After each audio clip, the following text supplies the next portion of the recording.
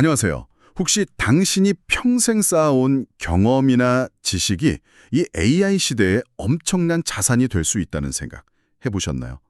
세상이 뭐랄까 AI 사피엔스 시대로 빠르게 변하면서 지식을 만들고 나누는 방식 자체가 달라지고 있어요. 오늘은 바로 이 지점, 지식 크리에이터가 되는 법에 대해 아주 깊이 이야기 나눠보려 합니다. 특히 직업적으로든 개인적으로든 풍부한 경험을 가진 당신이 어떻게 그 값진 경험을 사람들에게 의미 있는 컨텐츠로 만들 수 있을지 그 가능성을 탐색해 볼 거예요. 오늘 저희가 참고한 자료는 AI 시대 지식 크리에이터 스킬을 준비하라라는 제목의 프레젠테이션하고요. 또 이 내용을 직접 강연하신 김상덕 강사님의 유튜브 영상입니다. 현대중공업에서 CAD 개발 부장으로 은퇴하신 후에요. 지금은 스마트폰 활용법이나 AI 관련 지식을 나누는 크리에이터로 활발히 활동하고 계신 분이죠. 네, 맞습니다. 이번 시간을 통해 당신 안에 잠재된 고유한 지식과 경험을 발견하고 그걸 어떻게 요즘 뜨거운 AI 기술을 활용해서 매력적인 컨텐츠로 만들 수 있을지, 그리고 그걸 통해 새로운 수입을 얻거나 삶의 의미를 더할 가능성은 얼마나 될지 함께 파헤쳐 보려 합니다. 단순히 정보를 막 나열하는 게 아니라 당신에게 맞는 길을 찾는 데 실질적인 도움이 될 만한 그런 통찰을 함께 찾아보는 것, 그게 저희 목표입니다. 자, 그럼 지식 크리에이터라는 말부터 좀 풀어볼까요? 이게 정확히 어떤 사람들을 말하는 거죠? 간단히 말하면요. 당신이 가진 전문 지식, 아니면 특별한 기술, 혹은 남다른 열정 같은 거 있잖아요. 그런 걸 다른 사람들이 이건 정말 가치 있다 하고 기꺼이 시간이나 돈을 지불할 만한 형태로 만들어서 제공하는 사람입니다.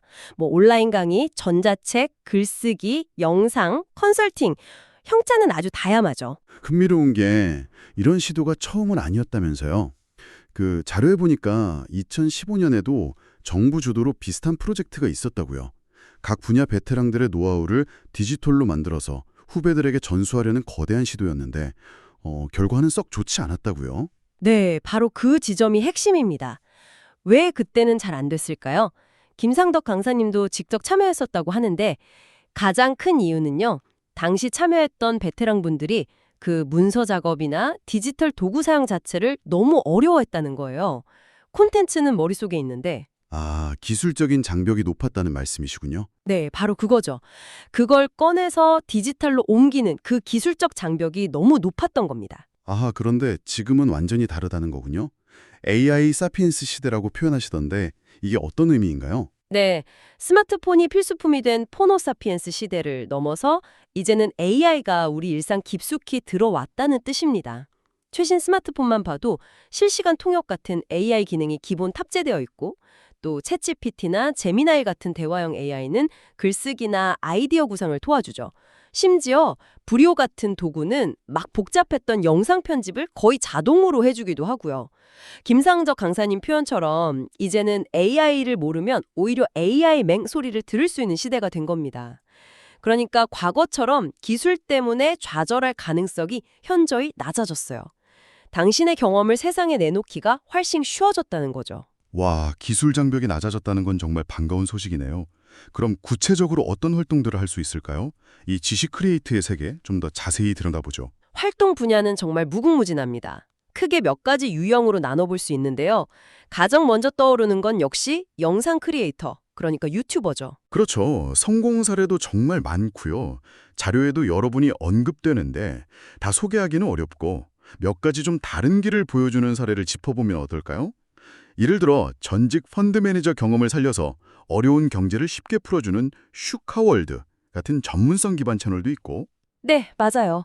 반면에 특별한 전문직 경력이 없어도 꼴주부처럼 살림 노하우 같은 일상의 지혜를 나눠서 큰 호응을 얻는 경우도 있죠. 또 인상적인 건 박막내 할머니나 패션 유튜버 밀라논나 같은 시니어 크리에이터들의 약진입니다. 이분들의 성공은 나이가 결코 장벽이 아님을 오히려 그 연륜과 진솔함이 강력한 무기가 될 수 있음을 보여주죠. 와, 70대에 유튜브를 시작해서 구글 CEO까지 만나신 박막내 할머니 사례는 정말 대단해요. 그러니까요.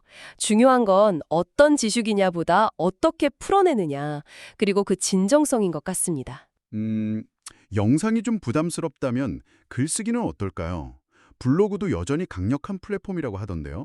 아, 물론입니다. IT나 재테크 정보를 꾸준히 공유해서 월 수백만 원 수익을 올린 끝판왕 킴 같은 사례도 있고요. 또 과학이나 철학 같은 어려운 주제를 그림으로 쉽게 풀어내는 팀 어반, 웨이퍼드 와이, 블로그처럼 독특한 방식으로 성공한 경우도 있어요. 여기서 핵심은 김상덕 강사님이 누누이 강조하는 꾸준함입니다. 1일 1포스팅이라는 말이 나올 정도죠. 1일 1포스팅이요? 와. 네. 당장 결과가 안 보여도 묵묵히 쌓아가는 힘, 그게 중요하다는 겁니다.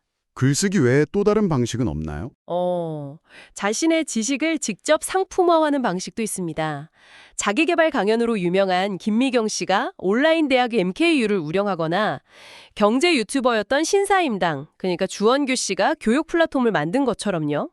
책을 출간하거나 온라인 강의, 유료 뉴스레터 등을 통해 직접 수익을 창출하는 모델이죠. 들어보니 정말 다양한 길이 있네요. 그런데 성공한 분들 보면 한 가지만 하지는 않는 것 같아요.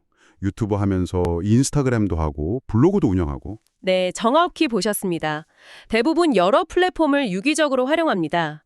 핵심 컨텐츠는 하나지만 그걸 다양한 형태로 변주해서 여러 채널로 확산시키는 거죠. 중요한 건 당신이 가진 핵심 이야기. 그게 직업 경험이든 취미든 인생의 지혜든이고 플랫폼은 그 이야기를 담는 그릇일 뿐입니다. 어떤 그릇이 당신의 이야기를 가장 잘 전달할 수 있을지, 또 어떤 그릇들을 조합하는 게 시너지를 낼 수 있을지 고민해보는 게 중요합니다. 자, 이제 가장 현실적인 질문을 던져봐야 할 것 같습니다. 그래서 돈은 어떻게 버나요? 플랫폼마다 수익 구조가 꽤 다르다고 들었습니다. 네, 맞습니다. 수익 모델을 크게 세 가지 카테고리로 묶어볼 수 있어요. 첫째는 광고처럼 많은 사람들에게 당신의 콘텐츠가 도달했을 때 발생하는 수익입니다. 유튜브 조회수 광고, 그 애드센스라고 하죠. 그리고 블로그 광고, 애드센스나 애드포스트 같은 거요. 그게 대표적이죠. 둘째는 특정 기업과 협력하는 방식입니다. 제품이나 서비스를 소개해주고 받는 협찬, 즉 스폰서십이나 특정 상품 링크를 걸어서 판매가 일어나면 수수료를 받는 제휴 마케팅, 쿠팡 파트너스 같은 게 여기에 해당됩니다. 아, 그렇군요. 마지막 세 번째는 뭔가요? 바로 당신의 지식 그 자체를 직접 판매하는 방식입니다. 온라인 강의를 만들어서 유데미나 클래스101 같은 플랫폼에 올리거나 직접 판매하는 것, 전자책이나 노하우가 담긴 자료집을 판매하는 것, 혹은 1:1 컨설팅이나 코칭을 제공하는 것 등이 포함되죠. 인쇄 수입이나 유료 뉴스레터 구독료도 이 범주에 들어갈 수 있고요. 듣기에는 좋아 보이는데 실제로 이걸로 의미 있는 수입을 얻는 게 쉬운 일은 아닐 것 같아요. 김상덕 강사님도 본인 경험을 솔직하게 이야기하셨다면서요? 네, 그 부분이 아주 현실적인 조언이었는데요. 유튜브 광고 수입만 해도 구독자가 최소 10만 명은 넘어야 좀 의미 있는 수준이 된다고 하고요. 본인 블로그 광고 수입은 월 5만 원 내외라고 솔직히 밝히셨어요. 아, 월 5만 원? 네. 슈카월드나 한문철 TV처럼 정말 큰 규모가 되어야 광고만으로 높은 수익을 기대할 수 있다는 거죠. 그럼 희망이 없는 건가요? 특히 이제 막 시작하려는 사람들에게는 좀 암울하게 들릴 수도 있겠는데요? 꼭 그렇지는 않습니다.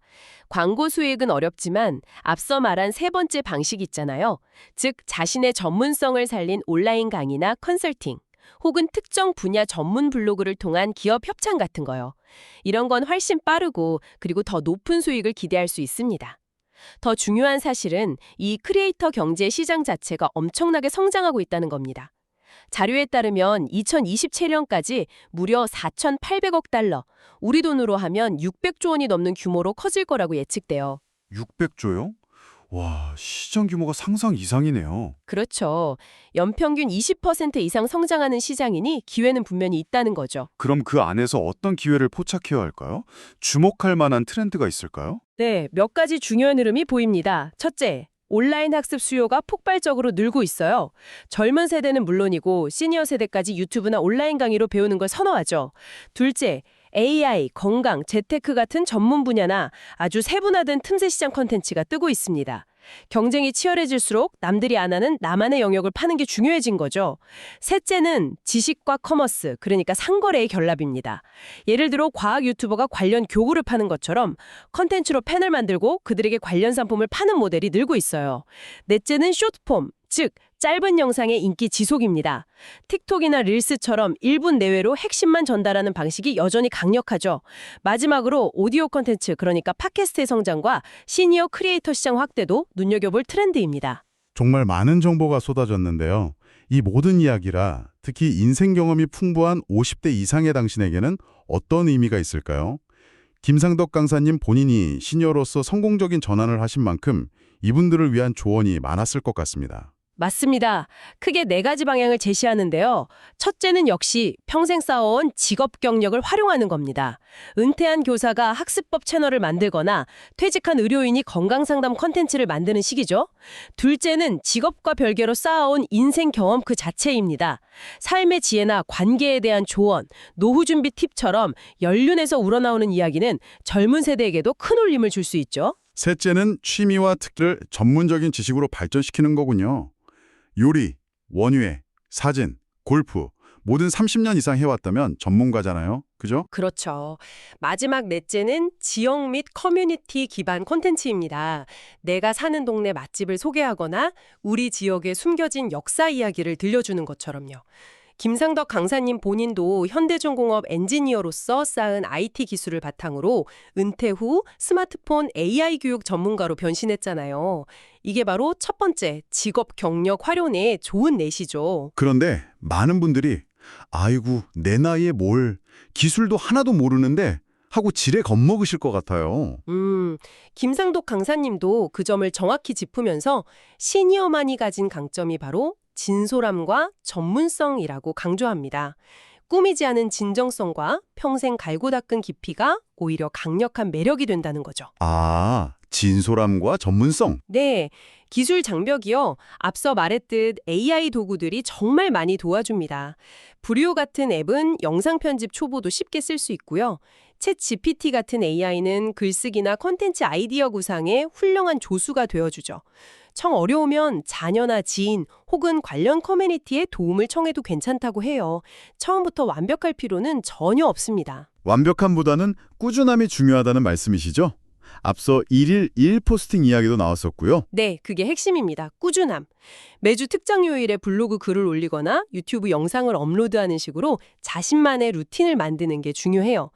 또 하나면 차별화입니다. 너무 넓은 주제보다는 당뇨 환자를 위한 저염식 레시피나 왕초보 시니어를 위한 스마트폰 활용법처럼 구체적인 틈새 시장을 공략하는 게 유리합니다. 그 외에 또 기억해야 할 실질적인 조언들이 있을까요? 네, 몇 가지 더 있는데요. 초기 구독자나 비슷한 연령대 시청자들의 피드백에 귀 기울이고 진심으로 소통하는 것. 그리고 처음부터 수익에 너무 욕심내기보다는 컨텐츠 자체에 집중하고 팬덤을 먼저 만드는 것. 이게 중요하고요. 또 동료 크리에이터들과 교류하고 협력하는 커뮤니티 활동도 도움이 됩니다. 마지막으로 퍼스널 브랜딩인데요. 신뢰감을 주는 나만의 이미지를 구축하는 거죠. 김상덕 강사님이 앞선 담쟁이, 포토 스토리텔러, 시간여행 플래너 같은 여러 닉네임을 사용하는 것처럼요. 닉네임도 여러 개 쓰시는군요. 네, 당신을 잘 나타내는 브랜드를 만들어보는 것도 좋습니다. 명함도 여러 버전으로 만드신다고 하더라고요. 자, 오늘 정말 많은 이야기를 나눴네요. 정리를 좀 해볼까요? 지식 크리에이터가 된다는 것은 단순히 돈을 버는 부업을 찾는 것을 넘어서는 의미가 있는 것 같습니다. AI 시대를 살아가는 우리가 자신의 고유한 가치를 발견하고 그걸 세상과 나누면서 배우고 성장하는 어쩌면 인생 2막의 아주 멋진 무대가 될 수도 있겠다는 생각이 되네요. 맞습니다. 김상덕 강사님이 마지막에 인용한 낭중지추라는 고사성어가 떠오르는데요. 주머니 속의 송곳은 가만히 있어도 언젠가 뾰족하게 튀어나오기 마련이라는 뜻이죠. 당신이 오랫동안 갈고 닦아온 지식과 경험이라는 송곳은 준비만 되어 있다면 자연스럽게 빛을 발할 거라는 이야기입니다. 중요한 것은 그 준비를 오늘 시작하는 것이겠죠. 김상덕 강사님도 은퇴 후에 그냥 계셨던 게 아니라 갈등 상담사, 협상 전문가 등 9개나 되는 자격증을 따고 계속 자신을 갈고 닦았기에 지금의 기회를 잡을 수 있었던 것처럼요. 와, 준비된 자에게 기회가 온다는 말 정말 와닿네요. 자, 이제 당신에게 질문을 던지며 마무리할 시간입니다. 당신의 삶, 당신의 일, 당신의 열정을 가만히 돌아볼 때 오직 당신만이 나눌 수 있는 독특한 지식이나 관점은 무엇인가요? 그리고 어쩌면 AI는 당신의 그 나눔을 가로막는 장벽이 아니라 오히려 당신의 목소리를 더 크고 넓게 세상에 전하는 강력한 확성기가 되어줄 수는 없을까요? 한번 깊이 생각해 보시면 좋겠습니다.